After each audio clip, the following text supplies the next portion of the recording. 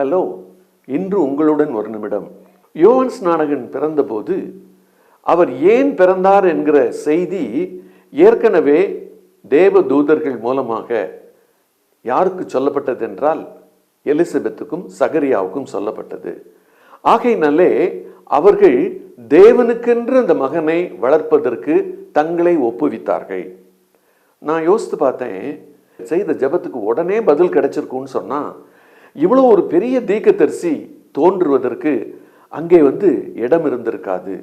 எப்போதுமே ஒரு பெரிய காரியத்தை ஆண்டவர் நமக்கு செய்யணும்னு சொல்லி விரும்புவார். ஆனால் நம்முடைய ஜெபங்களுக்கு பதில் சற்று தாமதமாகத்தான் வருகிறது.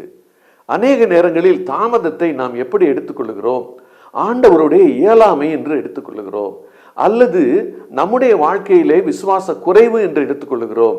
ஆனால் தேவ சித்தம் ஒன்றே ஏற்ற நேரத்தில் நமக்கு பதிலை கொண்டு வருகிறது.